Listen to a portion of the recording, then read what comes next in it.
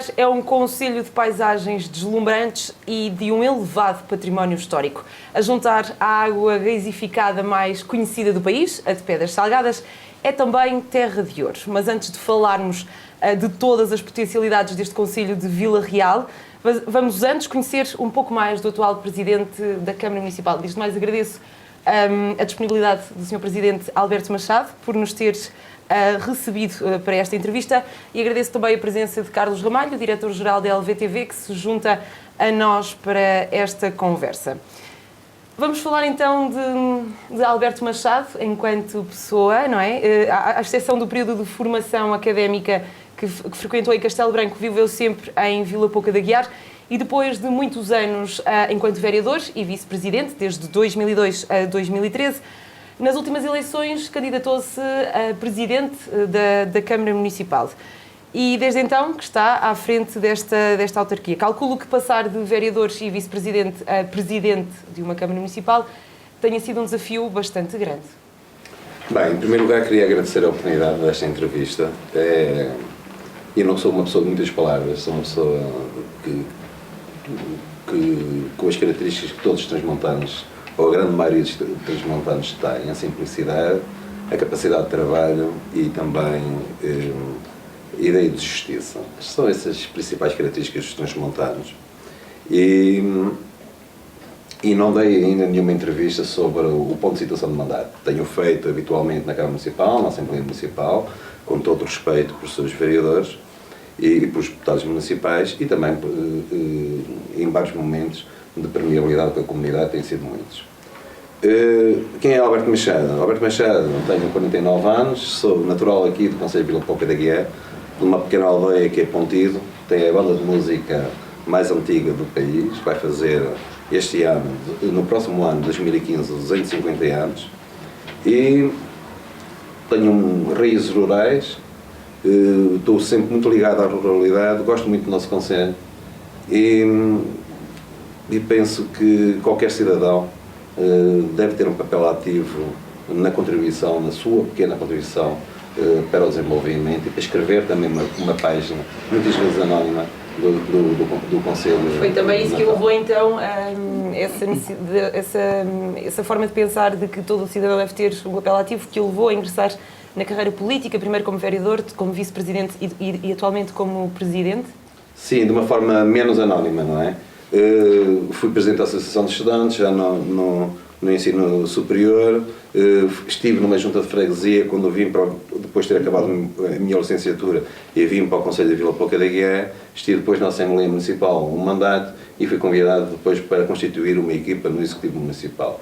Fiz parte dessa equipa durante 12 anos e ao fim de 12 anos a comunidade achou que eu reunia as condições necessárias para ser Presidente de Câmara. E foi por isso que de uma forma muito natural e pouco planificada, ou pouco pensada, cheguei com naturalidade a Presidente de Câmara e com essa naturalidade, com essa simplicidade que exerço essas funções. Mas passar de vereador e vice-presidente, a Presidente tem outras funções e outras obrigações que exigem muito mais de qualquer pessoa que esteja à frente de uma autarquia. É uma responsabilidade diferente.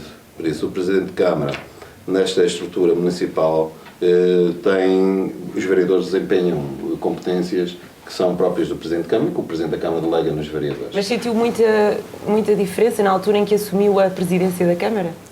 A nível de responsabilidade, sim. A nível de trabalho, não. Um vereador, no desempenho das suas funções, e eu era vereador e vice-presidente da Câmara, tinha uma grande percentagem, muito superior às 8 horas diárias de trabalho na Câmara. Atualmente, como Presidente de Câmara, continuo a ter uma percentagem de trabalho equivalente. A nível de responsabilidade e de necessidade de pensar uma estratégia municipal, é aí sim grandes diferenças. Mas agora, pegando nessa experiência e nessa mudança mudança de cargo, mudança de estatuto dentro do Executivo, e tendo em conta a experiência que tem, parece-lhe que chegou o momento também de se criar uma certa ruptura em relação àquilo que era o paradigma anterior de uma gestão autárquica? Quer dizer, estamos no início, novos autarcas, novos presidentes, estão a dar início a uma nova era, ou seja, estão de facto a criar um novo modelo de gestão tendo em conta tudo aquilo que é a falta de recursos, a necessidade de um maior associativismo? Parece-lhe que há aqui um novo paradigma de Presidente de Câmara? Sem dúvida.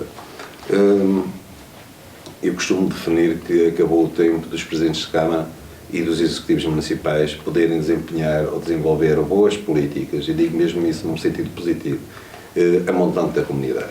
Era possível, aqui há uns anos, mesmo ainda durante a última década, um Presidente de Câmara ser um bom Presidente de Câmara sem ter uma grande interação com a comunidade. Porquê? Porque os territórios de baixa densidade, como é o caso do Concelho de Vila Pouca de Aguiar, careciam de infraestruturas públicas e de apoio à comunidade. Vila Pouca de Aguiar, há 10 anos atrás, tinha 5% de saneamento executado. Havia aldeias sem acessibilidade, por isso a acessibilidade era ainda interna. Havia ainda aldeias sem iluminação, sem luz pública. Por isso, penso que nenhuma comunidade, nenhum território pode pretender passar para um novo ciclo, para um ciclo de desenvolvimento socioeconómico, sem ter esse trabalho, a montante das infraestruturas de apoio à comunidade. E foi esse o objetivo das estratégias supramunicipais, mesmo das estratégias comunitárias e também das estratégias nacionais, que agora exigem um novo paradigma, que é o paradigma da criação de emprego, da captação de fundos, de investimentos e, essencialmente, de permeabilidade com todos os agentes e com todos os atores das próprias comunidades. Vila Pouca de Aguiar, eu digo isso e até um bocadinho agressiva essa linguagem, tem bibliotecas, tem piscinas, tem estradas, tem acessibilidades, tem tudo o que é condições de infraestruturas. Falta-lhe a população. E nós temos em 2013 uma taxa de nascimentos de 3,6 por cada 1000 habitantes e temos uma taxa de mortalidade superior a 18% também por cada 1000 habitantes. Uma regra de 3 simples, por isso de qualquer de muito fácil execução e também de entendimento, chegamos à conclusão que precisamos de 6 anos de nascimentos para cada um dos óbitos. Vila Pouca de Aguiar, no censo de 2011, tinha 13.000 habitantes, agora está muito perto dos 12.500. Estamos a ter uma perda muito significativa das populações e por isso eu costumo dizer que é importante conseguir inverter esse ciclo sob pena de sobrevivência ou de não sobrevivência do próprio Conselho. Saliente que se trata mesmo de uma questão de sobrevivência destes territórios de interior norte e territórios de baixa densidade. Sim, força. Isso leva-me também, porque conhecendo um bocadinho a realidade de Trás-os-Montes, eu ouço muitas vezes os políticos, quer em Vila Real, quer em Bragança, a falar na questão de uma política centralizada que não tem medidas a pensar nos municípios que não estão no centro. Ser um autarca do interior e ser um autarca do interior norte, sente-se isso? Sente-se que faltam essas políticas para desenvolver esta região do interior norte do país? Sente-se claramente que falta concertação com os autarcas do interior norte. Em políticas de competência do governo, saúde, segurança social, apoios diretos, indiretos, serviços de proximidade, não há a necessária ponderação em conjunto com as autarquias para o encontro de solução ou de soluções. E nota-se, como se nota também, que a montante são deliberadas estratégias que são muito penalizadoras depois para os territórios de baixa densidade. Vou dar um exemplo concreto. O Concelho de Vila Pouca de Aguiar, a Câmara Municipal de Vila Pouca de Aguiar, neste ano reduziu efetivamente o número de funcionários. Não fez contratação nenhuma e houve alguns funcionários que se reformaram e outros que pediram licença sem vencimento. Mas se você olhar para os gráficos de despesas com o pessoal aumentaram. Porquê? Porque o Estado substituiu-se, era ele próprio, através dos municípios, através das comparticipações para a Segurança Social e para o Fundo de Pensões, como sabem, aumentou 5%. Por outro lado, o novo Orçamento de Estado prevê que a partir de junho as despesas com medicamentos que atualmente não são asseguradas pelos municípios possam vir a ser asseguradas ou venham a ser asseguradas pelos municípios. São por isso dificuldades que não consideram estes territórios de baixa densidade e que podiam ser facilmente ultrapassadas com maior permeabilidade entre os nossos governantes e os autarcas destas regiões. Voltando ainda a falar na questão em geral, sem especificarmos o caso concreto de Vila Pouca de Aguiar, concorda quando se diz que esta nova, a crise que veio facilitar o trabalho, ou seja, necessariamente os novos autarcas terão um comportamento diferente, por exemplo, ao nível do associativismo, ou seja, que haverá aqui espaço para a intervenção de entidades supramunicipais, as CIMs ou outras comunidades quaisquer que se venham a formar e que de alguma forma venham a ter uma outra dimensão, uma outra capacidade de resposta, uma outra, até um outro poder, digamos assim, perante o Estado Central. Da experiência que tem, parece-lhe de facto adequada? Sem dúvida. Esta CIM do Alto Tâmega, que é constituída por 6 municípios, tem uma característica que lhe permite ter uma maior eficiência e provavelmente, isso falta confirmar agora no novo quadro comunitário, uma maior eficácia. Porquê? Porque nós tínhamos uma associação de municípios, que era a AMAT, de que eu sou presidente e represento agora os 6 municípios do Alto Tâmega, que já desde há muitos anos vinha a estabelecer uma permanente troca de ideias e estratégias conjuntas. Sem dúvida que se nós tivermos estratégias conjuntas que podem ser supramunicipais e que devem ser supramunicipais, e se nós as defendermos em conjunto, temos um maior poder de reivindicação junto do Governo. E não é bem um poder de reivindicação, é mais um poder de tornar, de racionalização os meios e os custos desse serviço de proximidade aqui no interior norte. Nós fomos agora, a nível de CIM do Alto Tâmega, escolhidos como uma CIM modelo para a implantação de um novo modelo organizacional, nomeadamente no que concerne à instalação da loja de cidadão e postos de cidadão. E o Governo contou connosco, com as nossas orientações estratégicas, com a nossa adesão, de uma forma muito simples, sem perdermos o serviço, podermos alterar e tornar mais racionais esses custos, prestando o mesmo serviço à população. Falta-nos fazer essas políticas no que concerne à saúde, por exemplo, em que era muito importante as políticas territoriais e supramunicipais serem acordadas, serem debatidas, serem estruturadas com os autarcas do interior norte. É fundamental. Para as duas partes, e tem benefícios recíprocos, porque realmente há uma contenção de custos e porque realmente, se houver essa permeabilidade, essa interação, podem aumentar os serviços de proximidade. Nós aqui na CIM do Alto Tâmega, como somos poucos, costumamos funcionar bastante em bloco, ou seja, quando acordamos uma estratégia e quando temos que nos deslocar a Lisboa, que são muitas vezes que uma autarca tem que se deslocar a Lisboa, costumo dizer, a distância do interior para Lisboa muito mais pequena que a distância de Lisboa para o interior, e quando deslocamos em conjunto, já com estratégias pré-definidas e que têm merecido acolhimento do Governo.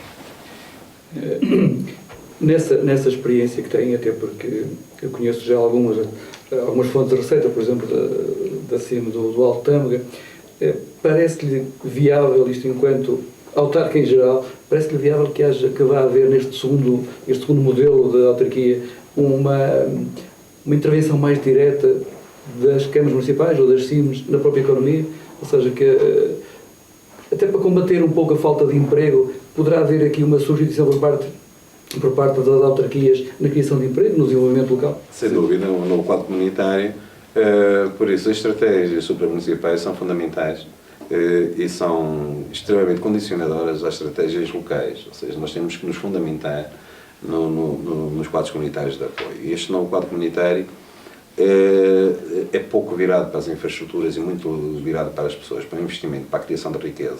E quando estamos a falar de criação de riqueza, estamos a falar de potencialização dos postos de trabalho. essa estratégia que obriga a elaborar documentos estratégicos para a CIM e que são fundamentadores para a utilização de quadros comunitários, tem essa inversão de paradigma que não tinha no quadro comunitário anterior. Quando houve claramente uma aposta nas infraestruturas, agora há uma aposta nas pessoas. É muito mais difícil e os resultados são muito menos palpáveis e muito menos imediatos.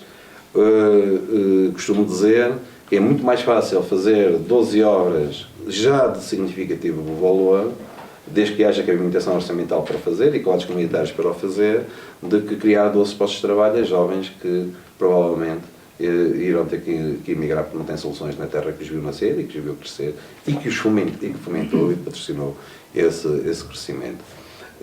Por isso, não tem a ver se são novos autárquicos ou se não são novos autárquicos. Tem a ver com a necessidade de inversão da centralidade do novo paradigma e tem muito a ver com a orientação do novo quadro comunitário que vai nesse sentido. É o caminho que eu considero correto, porque os dados demográficos levam-nos a concluir que realmente houve um investimento infraestrutural muito grande. Nós temos neste momento em Conselho de Vila Pouca da Guerra e de forma análoga a todos os concelhos do interior norte condições de qualidade de vida idênticas a qualquer concelho do país e mesmo da Europa, mas depois temos uma perda populacional muito relevante. Temos, por isso, uma pirâmide demográfica completamente invertida. Temos, por um lado, uma população muito idosa. No Conselho de Vila Pouca da Guerra, das 14 freguesias, todas as freguesias, a população maior de 65 anos é superior à população de 0 a 19 anos. E temos 2 freguesias em que a população mais de 65 anos é superior à população ativa. Se por um lado diagnosticamos aqui uma necessidade social de apoio à terceira idade, que falta um serviço de proximidade, e as câmaras municipais conseguiram fazer essa organização em conjunto com as IPSS e com outras entidades locais, e temos na generalidade dos concelhos uma política de proximidade que não substitui a família, ou que seja, substitui a família, não da mesma forma, em formas alternativas, mas muito rápida e muito eficaz. Por outro lado, esses valores, esse é o indicador direto, mas depois há os indicadores diretos. Numa população envelhecida, o investimento é muito menor. Ninguém aos 72, aos 73, aos 80 anos está a pensar fazer um investimento relevante que vai condicionar a vida futura. E se não houver esses investimentos, se não houver essa capacidade de fixação de investimento, não podemos criar postos de trabalho. Os postos de trabalho não se criam por decreto. Não era fácil um Presidente de Câmara, se tivesse essa competência, fazer um despacho em que dizia a partir de hoje todas as empresas com sede no Conselho de Vila Pouca da Guerra passam a ter que ter mais 2 empregados. E resolvia-se a questão da empregabilidade. Não resolvia coisa nenhuma, porque passado pouco tempo as empresas não teriam a sustentabilidade para empregar as pessoas de origem, ou a montante. Por isso é fundamental que as câmaras municipais e seus planos estratégicos, mesmo supramunicipais, por isso da CIM, consigam apostar na demografia, apostar na capacitação e apostar cada vez mais na fixação dos nossos jovens. As taxas de natalidade estão muito relacionadas com o investimento. E eu costumo brincar com o meu colega de Boticas, em que Boticas foi um dos concelhos do interior norte que aumentou claramente as taxas de natalidade. E ele diz, bem, foi pelas medidas sociais que nós desenvolvemos, nomeadamente o apoio ao nascimento e o fornecimento generalizado dos livros escolares. Não foi nada, como costumo dizer, não foi, podia ter contribuído, podia ser mais motivador para os jovens casais. Mas o que levou realmente foi a capacidade de fixar empresas. E se nós conseguirmos fixar os jovens numa idade entre os 20 e os 40 anos, estamos a garantir que as taxas de natalidade vão aumentar. Se nós ainda conseguirmos importar esses jovens dos concelhos limítrofes ou ainda do país para esta região, estamos com certeza a potencializar esses nascimentos. Por isso, acho que a solução do interior passa por uma inversão da demografia, e passa essencialmente pela capacidade de criação de riqueza e de conseguir captar investimento nestes territórios. Parece, aquilo que nós temos percebido ultimamente é que, ao nível central, independentemente de qual seja o governo que esteja em funções, as medidas têm sido em sentido contrário.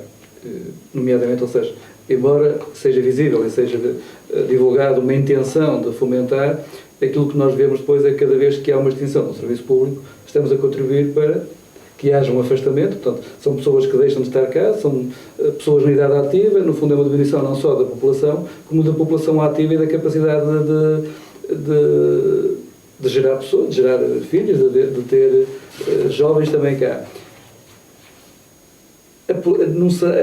O que é que sugere, ou seja, o que é que seria necessário aqui em termos de concertação política global para que não houvesse, por um lado, um Ministério a acabar a fechar um serviço e, por outro, um outro Ministério a dinamizar ou a tentar incentivar a fixação de pessoas no interior?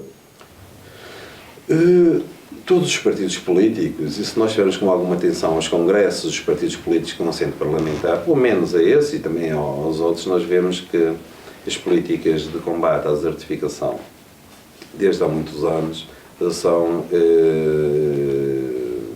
consideradas prioritárias. Na prática, depois verifica-se que são um conjunto de moções aprovadas por unanimidade e com certeza com muitos aplausos nas diversas convenções ou congressos políticos e que depois os sucessivos governos não conseguem implementar ou não têm realmente essa estratégia ou essa prioridade de implementação. Por isso há aqui claramente uma distinção entre as intenções e as práticas. Os serviços de proximidade são realmente fundamentados, muitas vezes, ou a extinção de serviços de proximidade com a densidade populacional, com o número de utentes, e entramos num ciclo de uma espiral regressiva. Ou seja, se nós temos menos serviço, temos menos pessoas, temos mais dificuldade em as pessoas se fixarem, as pessoas saem com mais facilidade e vamos perdendo população e vamos falando na necessidade de recuperar, mas a política concreta leva à perda populacional. Estou convencido e eu tenho esperanças que realmente nos próximos anos esse ciclo se inverta. Porque é a única forma de sobrevivência destes concelhos, não há outra. Não adianta nós estarmos a exigir serviço de proximidade sem termos realmente as pessoas, mas temos que dar prioridade às políticas que fixem as pessoas, ou pelo menos mantenham as pessoas, os nossos jovens, nestes territórios e que se criem riqueza. Se num país que tem as taxas de desemprego que nós temos, se conseguirmos criar riqueza e houver incentivos à criação de emprego no interior norte, ou no interior do país, já não falo só no interior norte, por isso nos territórios de baixa densidade, com certeza que há uma mobilidade desses jovens para esses territórios. Uma mobilidade natural.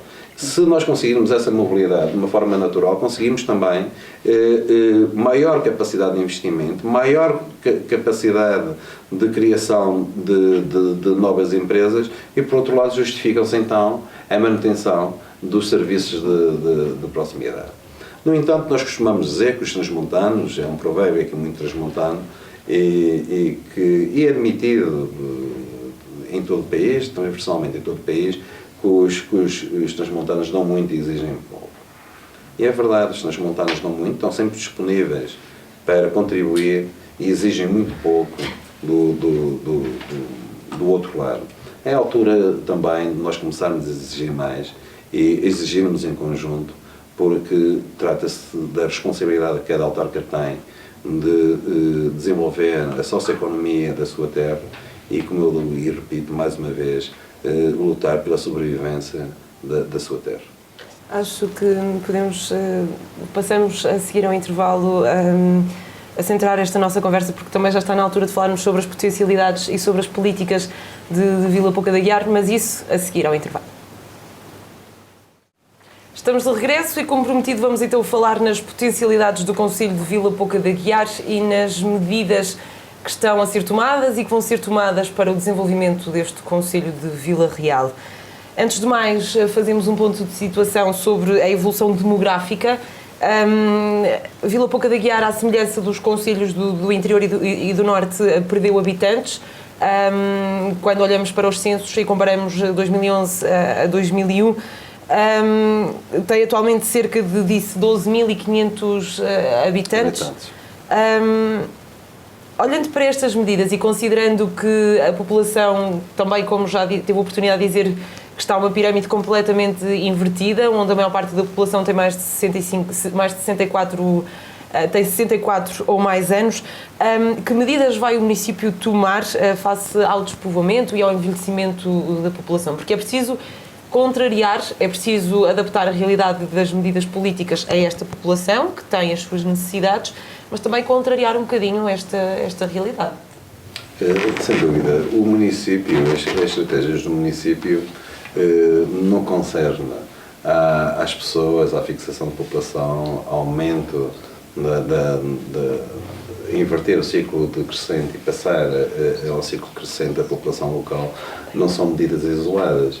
Nós, quando temos uma política para o saneamento, sabíamos que tínhamos, o Val Sul não tinha nenhuma aldeia com saneamento, tínhamos que fazer as infraestruturas, tínhamos que fazer os projetos, conseguir captar fundos comunitários e depois executar a obra.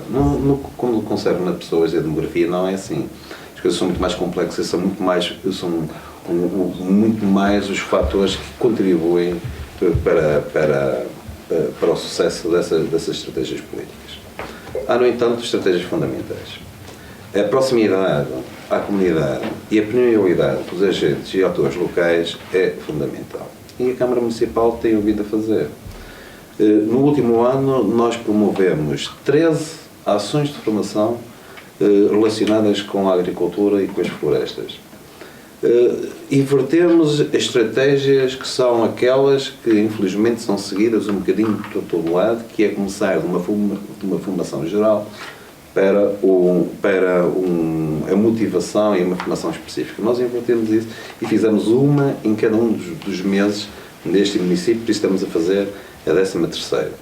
Então nós pegamos numa temática, víamos quais eram os jovens que estariam motivados para desenvolver um projeto naquela temática, dávamos formação nessa temática. De energias, de produção agrícola, de produção zootécnica, mas dentro desses âmbitos, já com âmbitos muito específicos. E depois acompanhamos esses jovens da informação, da ação de formação até à concretização do projeto. É esse o percurso que estamos a fazer. A semana passada reuni com a AJA, com uma associação juvenil guiarense, e falei na possibilidade, que eles têm agora um concurso de ideias, das 10 melhores ideias serem patrocinadas através de estágios profissionais pela Câmara Municipal, em que eles próprios, os jovens, selecionam as melhores ideias e que depois nós acompanhamos essas ideias durante um ano e comparticipamos, através de estágio profissional, esses 10 jovens. Qual é o objetivo da Câmara? É que estrutura a ideia, fundamenta, pôr em contacto com as universidades, com os gabinetes próprios ao empreendedorismo das próprias universidades, aqui da Universidade do Minho e da Universidade de Trás-os-Montes e Alto Douro, que tem gabinetes específicos nessas matérias, também com o acompanhamento da própria comunidade e da Agência de Desenvolvimento Regional do Altâmega, e que se vai desenvolvendo durante um ano um projeto que termina com a sua implantação. Depois não nos vamos desvincular desse jovem, não nos vamos separar desse jovem e vamos continuar a facilitar através de uma estrutura ou de uma nova estrutura que a Câmara Municipal está a desenvolver para que possa ter sucesso. Esse é que é o caminho. Apenas salientei o exemplo, mas é o caminho que nós temos que seguir e que os outros municípios também têm que seguir, porque não há outro. Não há outro caminho, só há realmente essa estrada. Formação e fixação de pessoas através da criação de postos de trabalho. Pegar nas nossas potencialidades, todos os municípios têm mais que diagnosticar as potencialidades locais. Todos.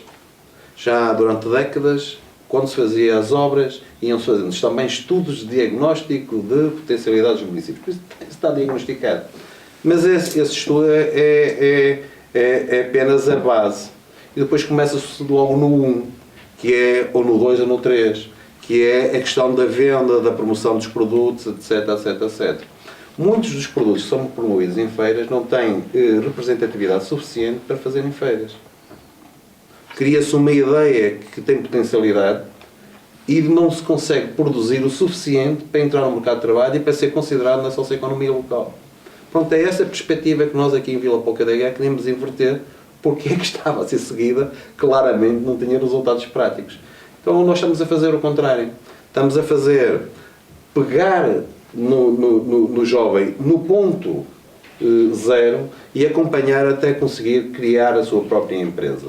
Tem facilidades para eles, como é óbvio, porque conseguimos a formação específica e muitas vezes técnica. Estamos a falar de jovens licenciados ou também jovens com formação profissional adequada, e pegar esses jovens e fazer a ponte entre os vários sistemas, a vária informação existente, os quadros comunitários, até a concretização do projeto e implantação do projeto na comunidade. O que é a Câmara aqui?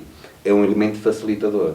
Mas esse elemento facilitador é fundamental para que esses jovens possam conseguir criar o seu posto de trabalho e, se possível, como temos vários exemplos já aqui no nosso Conselho de Vila Pouca da Guia, exemplos muito recentes, passado pouco tempo vão também multiplicar esses postos de trabalho conforme a rentabilidade e o sucesso dos próprios projetos. Depois criamos o Gabinete de Apoio ao Empresário. É fundamental, nestes meios pequenos, em que os gabinetes específicos de apoio à comunidade são reduzidos, que as próprias câmaras municipais se substituam a muitos agentes económicos quando eles não existem. E as câmaras municipais nos territórios de baixa densidade são fundamentais nas dinâmicas da própria comunidade. Fundamentais. O associativismo local não sobrevive sem o apoio direto das câmaras municipais.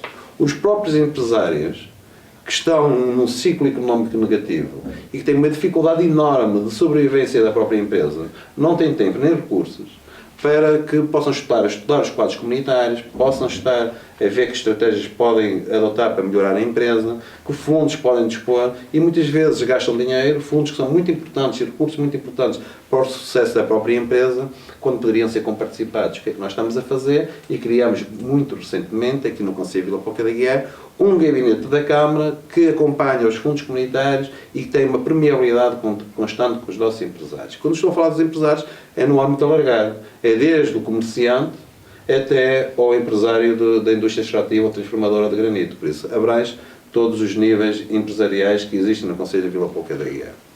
Depois, também nós, aqui em Vila Pouca da Guia, como quase em todos os territórios do interior norte, nós temos 2 meses que são 2 meses de folga financeira.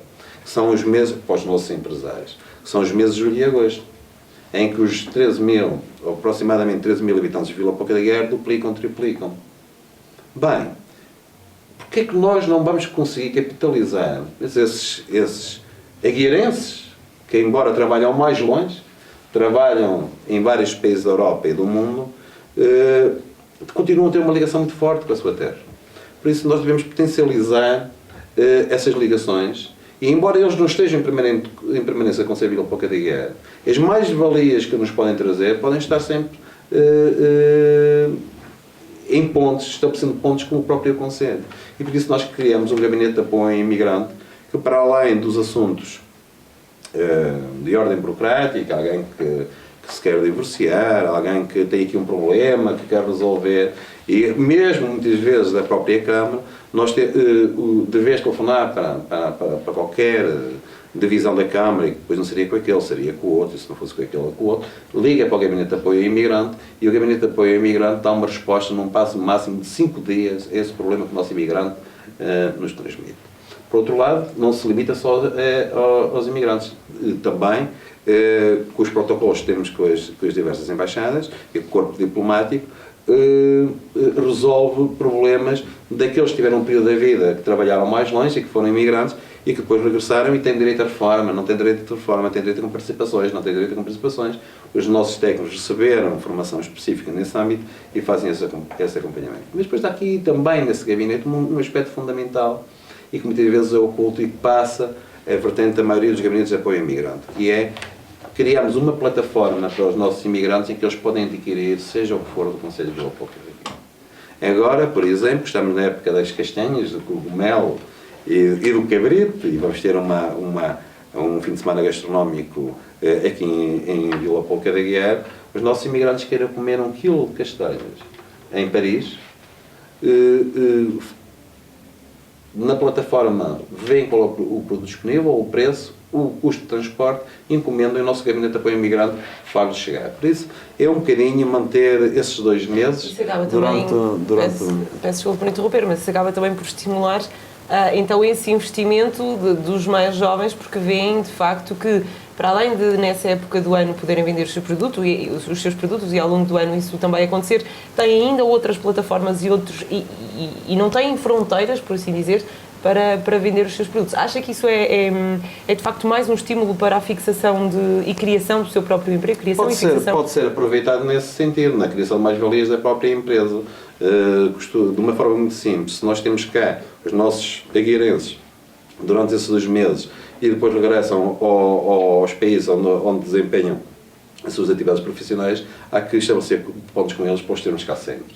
Embora fisicamente não estejam presentes, possam ter canais permanentes com o Conselho de Vila Pouca da Guiar. Foi também uma das novas estruturas que nós criamos ao lado do apoio ao empreendedorismo. Tudo que são ideias concretas, nós podemos agarrar essas ideias e promover essas ideias e fazer dessas ideias projetos. Temos também um gabinete de apoio ao empreendedorismo, por isso ao jovem empreendedor. Ou seja, as câmaras municipais, de uma forma concreta, interna, precisa, ponderada e racional, devem estruturar os seus serviços para apoiar o novo paradigma, como falámos na primeira parte da entrevista. Ou seja, há uma perspectiva geral que está mais ou menos consensualizada, por isso é que nós falamos em paradigma, uma verdade absoluta, mas depois há que operacionalizá-la e tem havido um esforço muito grande desta autarquia nos últimos 12 meses para conseguir operacionalizar as suas estruturas e também a permeabilidade da própria comunidade para que depois se consigam atingir esses objetivos deste novo ciclo. Não tínhamos uma associação empresarial representativa dos empresários do Conselho de Vila Pouca da Guiar num âmbito muito alargado, como eu já referi, criámos juntamente com os empresários essa associação empresarial que está a dar os primeiros passos.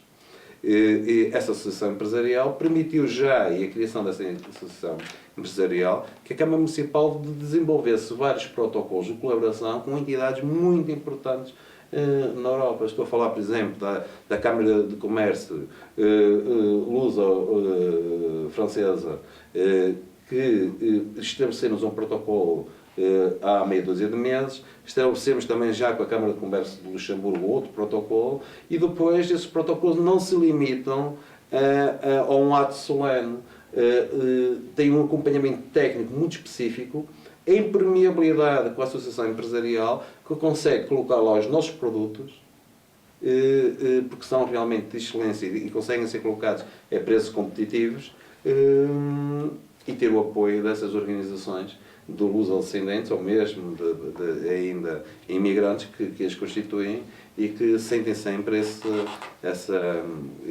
amor à sua terra e uma vontade de ajudar a sua região. Por isso, a Câmara Municipal de Vila Pouca da Guiar está a estruturar os seus serviços e com uma permeabilidade muito grande com a própria comunidade, de forma a conseguir superar este ciclo económico negativo e, quem sabe, entrarmos realmente e temos essa esperança num novo ciclo de crescimento. Agora, pegando ainda nessa temática do desenvolvimento, estão previstos alguns projetos de dimensão para Vila Pouca. Falou-se na altura de retomar a exploração do ouro, a própria autoestrada veio trazer uma nova dinâmica, enfim, tornou mais próximo Vila Pouca do resto do mundo, não é? A proximidade também com o turismo provocado pelo golfe, pelo casino, por tudo isso que acontece aqui em volta, mas aquilo que de facto seria importante para se ganhar tempo na fixação de pessoas era que viesse um projeto de facto de dimensão. Há alguma coisa daquilo que se vai falando? Nós nos últimos meses temos vindo a incentivar a fixação de empresas no Conselho de Vila Pouca da Guiar de uma forma passiva e de uma forma ativa. De forma passiva, criando as infraestruturas que já estavam ou dinamizando as infraestruturas que já estavam criadas e que as empresas, a preços muito baixos, conseguem se instalar nas nossas zonas empresariais. De uma forma ativa, de forma que nós vamos ter com as empresas do sucesso e que tenham âmbitos que sejam coincidentes com potencialidades nossas locais e conseguimos fazer projetos conjuntos. Nos últimos meses fizemos umas dezenas de contactos com empresas, quer no setor agroalimentar, quer no setor industrial e mesmo tecnologia de ponta, que poderão levar à importação desta tecnologia e muitas vezes em parcerias com jovens do Concelho de Vila Pouca da Guiar ou com empresários do Concelho de Vila Pouca da Guiar, potencializar por isso o nosso tecido empresarial. Por outro lado, o próprio esforço financeiro da Câmara Municipal e do município também tem que se adaptar ao novo paradigma. A necessidade de manutenção das infraestruturas é evidente e nunca pode deixar de constar nos nossos documentos previsionais, não é? Porque realmente não há nenhum exemplo no mundo de uma sociedade que possa ter entrado num ciclo de desenvolvimento socioeconómico sem ter as infraestruturas a montante de qualidade. Mas agora, e por isso há necessidade de manutenção e também de correção, sempre que for necessário, porque estão muito correlacionadas com a qualidade da vida das populações.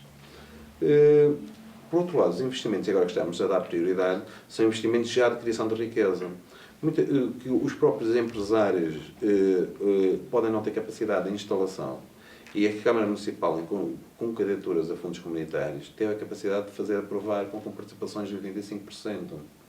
Ou seja, nós neste momento estamos numa fase de conclusão de um parque campismo na aldeia temática, que é realmente de excelente qualidade, situado numa das paisagens mais lindas do país, que é aqui o nosso Alvão, junto a uma lagoa, e que, com certeza, que agora a sua operacionalização, a partir do início de março, levará à densificação da infraestrutura com as pessoas, com a necessidade de fazer. Por isso, devemos pensar sempre que as infraestruturas não têm valor por si.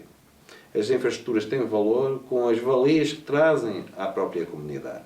E se as infraestruturas tradicionalmente desenvolvidas tinham a valia da qualidade de vida, as que agora as câmaras vierem a edificar e que estão a edificar, têm que ter, para além dessa valia, a valia da criação de emprego e de criação de riqueza. Dei um exemplo à aldeia rural Parque Campismo, a aldeia Castreja, que nós estamos a desenvolver, um projeto de 3 milhões de euros que com certeza irá promover significativamente a socioeconomia local, não só pelos empregos diretos, mas depois também pelas dinâmicas locais que daí resultam. Recuperamos o Centro Hípico de Pedras Salgadas, também está em fase de conclusão, que era um dos centros hípicos de renome nacional, que tinha sido encerrado há uns anos. Transformámos-o num centro ecoeste, por isso com possibilidade de aulas de equitação em permanência, para além dos eventos que sempre o caracterizaram. Aliando depois também aqui algumas funções sociais, como por exemplo a hipoterapia, que nós vamos logo desde o primeiro dia instalar, em que com técnicos especializados a garantia a sua importância de apoio à comunidade. Estamos a criar, por isso, infraestruturas que não valem por si, mas pela vida que daí surge e das valias que daí surgem. Nas requalificações urbanísticas, a filosofia deve ser exatamente a mesma, ou seja, potencializar o desenvolvimento socioeconómico do Concelho de Vila Pouca da Guiar. Temos a obrigação de ter uma racionalidade de custos muito grande e, por isso, nenhum investimento deve ser feito sem ser garantida as suas mais-valias para a socioeconomia local. Não concordo e não defendo, e garantidamente não irá acontecer no meu executivo, que em nome das gerações vindouras se hipoteque financeiramente as próprias gerações vindouras. Porque as gerações vindouras terão com certeza um papel e uma orientação estratégica delas próprias. Por isso é que, por exemplo, nós aqui nessa racionalidade interna tentamos cortar ao máximo os custos, ao máximo, de 10 chefes de divisão que estava previsto no organograma.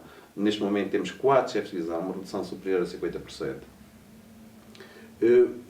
E em tudo o que é funcionamento orgânico da Câmara deve haver uma racionalidade sem limitar a sua funcionalidade, mas uma racionalidade permanente, não imposta, mas consciencializada pelos próprios funcionários. E estamos a conseguir, e conseguindo esses aspectos, conseguimos deshipotecar um bocadinho o futuro dos jovens, financeiramente o futuro dos jovens. Por exemplo, a Câmara de Vila Pouca da Guerra este ano abateu à dívida pública, à dívida da própria município, 1.208.444,56 euros.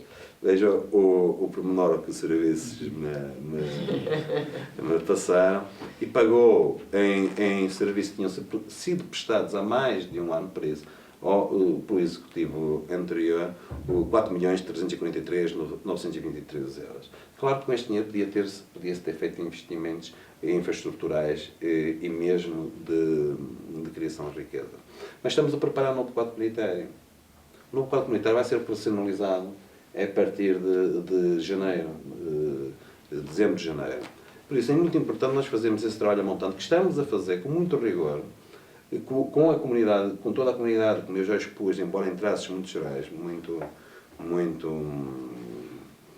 estratégicos. E agora, na segunda fase, vamos operacionalizar essa preparação deste primeiro ano. Ao mesmo tempo, aproveitamos para reduzir a dívida da autarquia, quer dizer, visto de forma inversa, aumentar a capacidade de investimento da própria autarquia.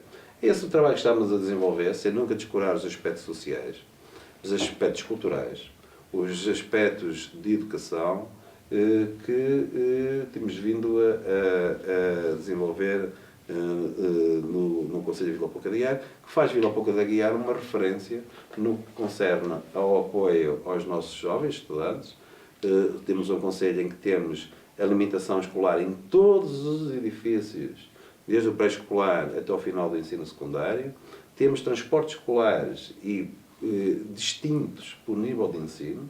As criancinhas mais pequeninas do pré-escolar não são transportadas em conjunto com os alunos de ensino básico, nem com os de ensino básico, os de ensino secundário, na grande maioria dos casos. Temos apoio à família gratuito em toda a comunidade, ou seja, qualquer criança que frequente o ensino pré-escolar ou primeiro ciclo do Conselho de Vila Pouca da Guiar tem prolongamento do horário, desde logo às 8 horas até às 18 horas, tem alimentação, tem apoio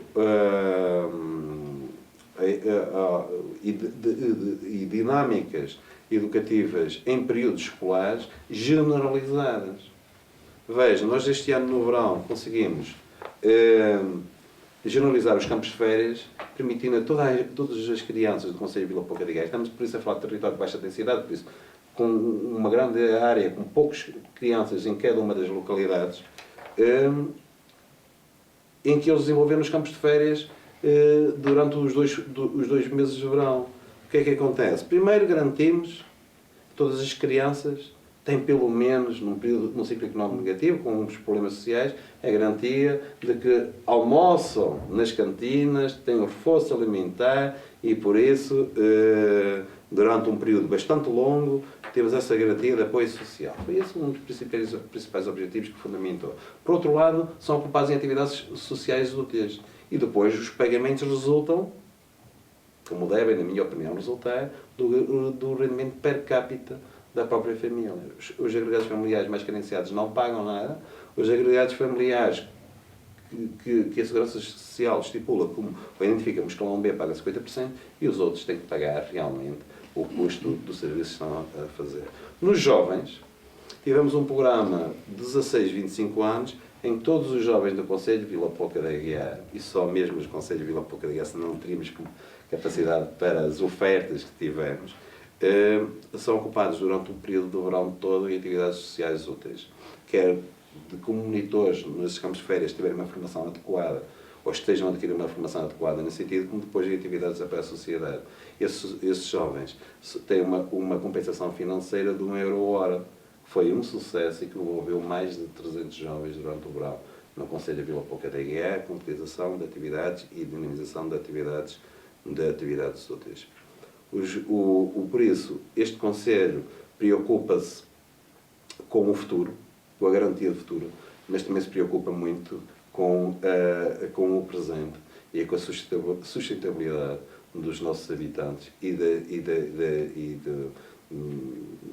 das necessidades sociais de cada um deles, desde os mais idosos àqueles que são portadores de deficiência e, essencialmente, aos nossos jovens que estão a fazer uma formação académica.